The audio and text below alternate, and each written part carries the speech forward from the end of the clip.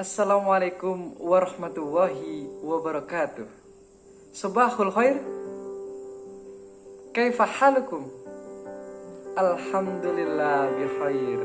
Atamanna an takuna sihatan wa afiyatan. Baik, para siswa-siswi kelas 10 Madrasah Aliyah, hari ini kita akan melanjutkan pertemuan kita masih di bab yang pertama, yakni at-tahiyat wa ta'aruf. Yang khususnya hari ini kita akan belajar pada kaidahnya, yakni taqsimul kalimah. Sebelum Ustadz menyampaikan materinya, maka terlebih dahulu Ustadz jelaskan tentang kompetensi dasar yang harus dicapai.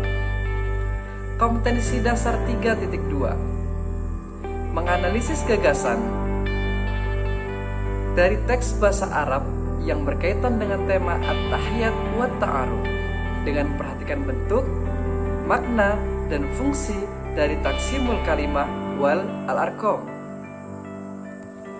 Kompetensi dasar 4.2, menyajikan hasil analisis gagasan dari teks bahasa Arab yang berkaitan dengan tema at-tahiyat wa ta'aruf dengan memperhatikan bentuk, makna, dan fungsi dari taqsimul kalimah wal al-arqam.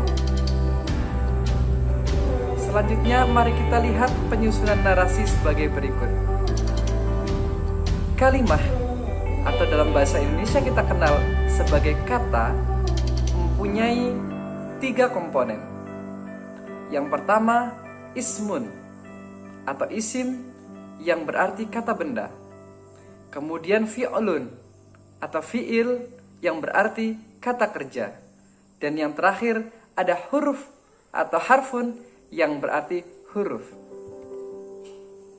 Isim adalah setiap kata yang merujuk ke orang, manusia, hewan, tumbuhan, benda mati, waktu, sifat, tempat, atau makna lainnya yang tidak terikat dengan waktu. Ringkasnya, semua kata yang tidak termasuk dalam fi'il dan huruf maka ia adalah isim. Contoh, asadun, singa, syahrun, bulan, dan istiqlalun yang berarti kemerdekaan. Adapun ciri-ciri dari isim, yang pertama, tanwin. Artinya setiap kata yang memiliki atau memungkinkan untuk ditanwin harokat akhirnya, maka ia adalah isim. Contoh, rojulun yang artinya seorang laki-laki. Yang kedua, adanya alif dan lam. Contoh, alkitabu yang artinya buku. Selanjutnya nomor 3, yakni terletak setelah huruf nida atau huruf yang digunakan untuk memanggil. Contoh, ya Muhammad yang artinya wahai Muhammad. Setiap kata yang terletak setelah ya atau yang berarti wahai, maka ia adalah isim. Dalam bahasa Indonesia pun demikian. Setiap kata yang muncul setelah wahai biasanya adalah kata benda atau misalnya nama orang. Dan kata benda ini adalah termasuk bagian dari isim. Selanjutnya nomor 4, majrur. Yang diantara tandanya adalah harakat kasrah. Majrur merupakan salah satu kekhususan yang dimiliki oleh isim. Majrurnya isim bisa dikarenakan oleh jar majrur atau karena merupakan bentuk idhofah. Contoh, ala syajarati yang berarti di atas pohon merupakan bentuk jar majrur. Ala adalah huruf jar, sedangkan asyajarati adalah isim yang karena didahului oleh huruf jar maka dibaca majrur dengan kasrah. 5. Setiap kata yang menjadi pokok pembicaraan. Misalnya, alkitabu mufidun, buku itu bermanfaat. Yang menjadi pokok pembicaraan dalam kalimat yang tadi saya sebutkan adalah alkitabu. atau buku, maka buku adalah isim. Tanwin dan alif lam tidak mungkin bersatu pada satu kata. Sebagai contoh, syajaratun, pohon. Kalau menemukan kata asyajaratun berarti itu salah. Yang benar adalah syajaratun atau asyajaratu. Yang kedua, ada fi'il atau kata kerja. Fi'il adalah sebuah kata yang berfungsi untuk menunjukkan atas terjadinya suatu peristiwa pada waktu tertentu dalam bentuk kata kerja. Fi'il dapat diidentifikasi dengan melihat salah satu ciri berikut ini.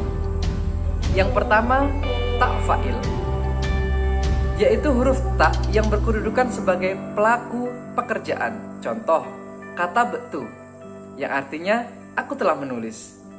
Huruf ta di sini maknanya kembali ke dhamir atau kata ganti ana, yang berarti aku sebagai fa'il atau pelaku. Selanjutnya kata beta, yang artinya kamu telah menulis. Huruf ta maknanya kembali ke dhamir atau kata ganti anta sebagai pelaku. Selanjutnya yang kedua adalah ta ta'nits, yaitu huruf ta yang menunjukkan jenis mu'annats atau perempuan. Contoh, kata bats, yang artinya dia perempuan telah menulis. Huruf ta sukun di akhir maknanya kembali ke dhamir hiya, yang berarti dia perempuan. Sedangkan tak contoh yang lain misalnya tak tubuh, yang berarti dia perempuan sedang menulis. Huruf ta di awal maknanya ke dhamir hiya, yang berarti dia perempuan. Yang ketiga, kita temukan ya mukhatabah, yaitu huruf ya yang menunjukkan kata ganti orang kedua atau kamu atau pihak yang diajak bicara.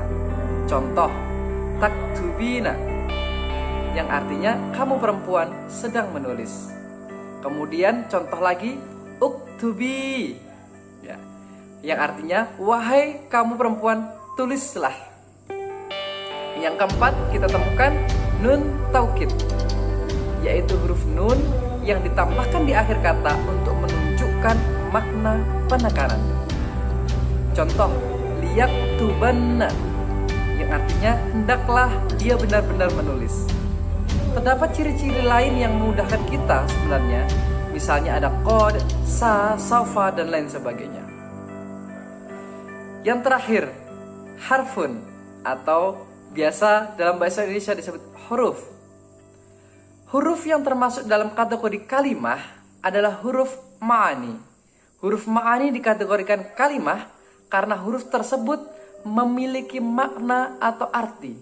Hanya saja makna atau arti yang dimaksud belum dapat kita pahami secara utuh kecuali jika sudah digandengkan dengan kata yang lainnya.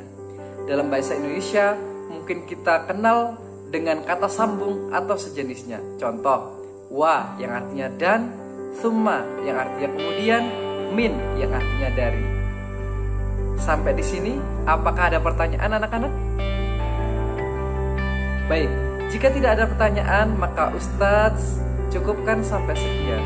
Syukran ala ihtimamikum, alafu minkum, wassalamualaikum warahmatullahi wabarakatuh.